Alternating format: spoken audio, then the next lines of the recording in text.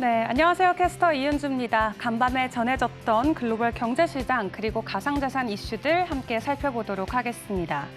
지난주에 미국 증시 연준이 1994년 이후 처음으로 기준금리 인상폭을 0.75%포인트 대폭 인상하면서 이 고강도 긴축에 따른 경기 침체 우려가 부상하며 주가는 혼조세로 마감을 했습니다. 지난주 금요일 다우존스는 전일 대비 0.13% 빠졌고요. 나스닥은 1.43%, 그리고 S&P 500이 0.22% 소폭 반등에 성공하며 장을 마쳤습니다. 다우존스는 2021년 1월 이후 처음으로 3만 선을 밑돌았고 올해 1월 고점 대비 무려 19.12% 하락한 수치인데요. 나스닥 지수 또한 이미 약세장에 진입해서 지난해 11월 기록했던 고점 대비 현재 33% 이상 하락한 수치입니다. 또 S&P 500도 지난주 1월 고점 대비 24%가량 하락하면서 기술적 베어마켓에 본격 진입을 했습니다. 이렇게 주가가 이미 상당 수준 조정을 받은 상황이지만 전문가들은 여전히 주가 하락 가능성을 열어두고 있습니다. 이 시장에서는 이번 주 경기 둔화 우려가 화두가 될 것이라면서 23일 열리는 미국의 은행권 스트레스 테스트 결과를 주목하고 있고요. 또 제롬 파월 연준 의장의 미 상하원 청문회 출석도 주목하고 있습니다. 파월 의장은 오는 22일에서 23일 이틀간 미 상하원 청문회에서 증인으로 출석해서 반기 통화 정책에 대해서 언급을 할 예정인데요. 최근 FOMC에서 단행한 자이언트 스텝과 또 연말 기준금리 전망에 대한 이야기가 나올 것으로 업계는 주목하고 있습니다. 한편 오늘 미국 증시 노예 해방의 날을 맞아서 휴장한다는 점 참고하셔야겠습니다. 이렇게 증시가 약세장 진입과 또 경기 침체 우려에도 불구하고 투자자들이 지속적으로 이 미국 증시에 돈을 투입하고 있다라고 블룸버그가 보도를 했습니다. 뱅크 오브 아메리카 전략가들은 이 EPFR 글로벌 데이터를 인용해서 6월 15일 기준으로 이전 한 주 동안 미국 주식에 148억 달러가 유입됐다라고 밝혔는데요.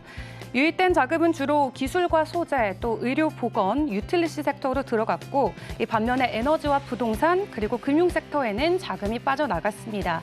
이 기간 글로벌 증시에 유입된 총 자금이 166억 달러로 집계되기도 했습니다. 또 뱅크 오브 아메리카 전략가인 마이클 하넷은 고통스러울 정도로 과매도된 것처럼 보이지만 금리 충격이 인플레이션 충격이 끝났음을 확인할 수 있을 때까지는 증시 회복은 어려울 것 같다라고 전망을 하고 있는데요. 뿐만 아니라 S&P 500의 이번 약세장은 지금 레벨보다 18% 더 낮아질 가능성이 있고 또 금년 10월 정도가 돼야 이번 조정장이 끝날 것 같다라고 예측하기도 했습니다. 이렇게 이어지는 물가 폭등과 증시 폭락 속에 미국인들의 갑자기 지갑을 닫으면서 경기 침체 우려를 부채질하고 있다라는 진단도 나오고 있습니다. 미국 워싱턴 포스트에 따르면 미국의 이달 소비 심리는 사상 최저로 떨어졌는데요. WP는 미국인들이 외식과 휴가, 또 이발, 청소 등 이렇게 일상적인 서비스에 대한 수요를 급격히 줄이는 추세라고 보도를 했습니다.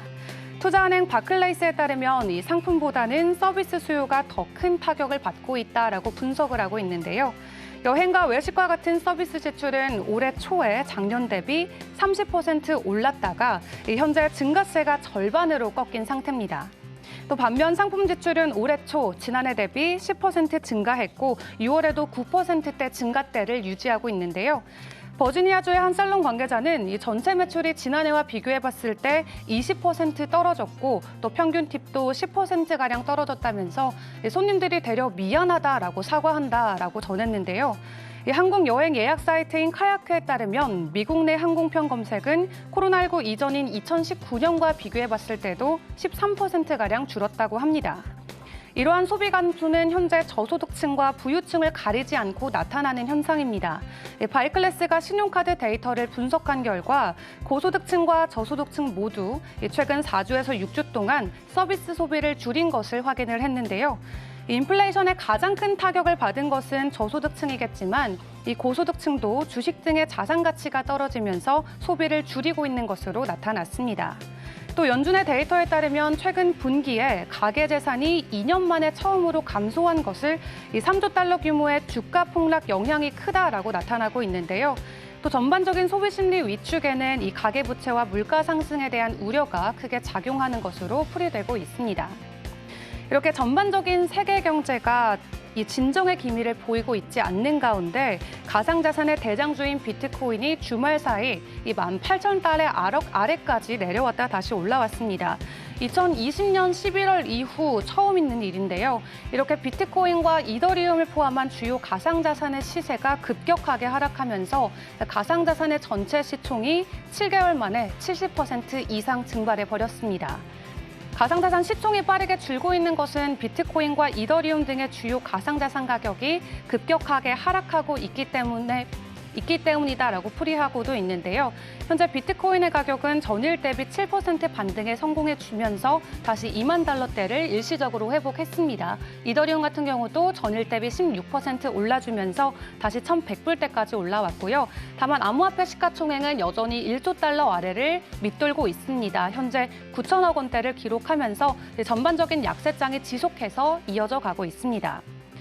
전문가들은 비트코인의 심리적 지지선인 2만 달러가 붕괴됨에 따라 투자 심리가 더욱 약화될 것이라고 예측을 하고 있습니다.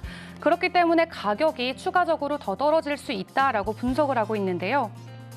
비트코인이 2017년 강세장 사이클 당시 최고점인 19,000달러를 뚫고 내려왔다면서 12년의 역사 거래를 통틀어서 전 강세장의 고점 아래로 떨어진 것은 이번이 처음이다라고 전했고요. 또 CNBC 같은 경우도 가상화폐 시장의 대학살이다라고 표현을 하면서 치솟는 인플레이션과 또 미국 중앙은행 연방준비제도의 연이은 금리 인상 등 이 거시경제 침체 압박이 가상화폐 시장 폭락의 일부 원인이 되었다라고 분석을 하고 있습니다. 그런 한편 비트코인이 다시 2만 달러를 회복해줬던 가장 큰 이유 어떤 것이 있었을까요? 이렇게 걷잡을 수 없이 폭락하는 암호화폐를 살리기 위해서 세계 최대 규모의 거래소인 바이낸스가 어제 오전에 비트코인을 10만 개 이상 추가 매수를 했습니다. 원화로는 약 2조 원 달러의 규모라고 하는데요. 10만 비트코인을 추가로 매수한 바이낸스의 지갑에는 현재는 35만 개의 비트코인이 들어 있습니다. 이 해당 지갑은 지난 2017년 12월 8일부터 활성화가 되었는데 이 지갑 안에 있는 비트코인의 보유량은 지금까지 채굴된 유통되고 있는 모든 비트코인의 2%에 해당하는 수치라고 합니다. 바이낸스가 저점 매입에 돌아간 이후에 거래량이 다시 몰려오면서 비트코인의 가격 일시적으로 반등에 성공해 주었습니다. 한순간에 18,000달러 아래까지 뚫고 내려갔던 비트코인. 전문가들은 비트코인의 하락폭이 여기서 끝이 아니다라며 우려의 목소리를 내고 있습니다. CNBC 프로그래밍 크립토 트레이더의 호스트인 란 노이너는 셀시우스가 청산되기 전까지는 비트코인의 가격 하락이 지속될 것이다라고 내다보고 있는데요. 현재 셀시우스의 청산 가격을 13,600달러로 예측하고 있습니다. 현재 셀시우스는 2만 개 상당의 비트코인을 담보로 제공하고 있습니다. 이 부채 규모가 2억 달러 정도고요. 비트코인의 가격이 18,000달러를 기준으로 계산을 해봤을 때 담보 비율이 197.79%로 나왔고 청산 가격은 13,000달러로 계산이 돼 있습니다. 아담백이 공유한 자료에 따르면 셀시우스는 지속적으로 대출에 대한 담보를 추가로 제공하고 있기 때문에 비트코인의 청산 가격이 계속 낮아지고 있다라고 전하고 있는데요.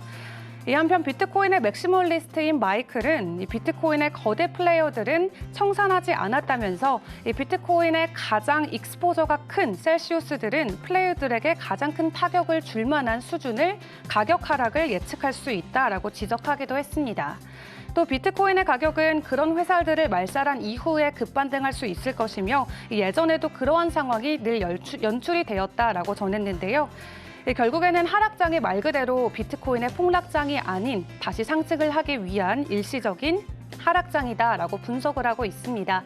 이렇게 전반적인 글로벌 시황 그리고 암호화폐 상황들 살펴봤습니다.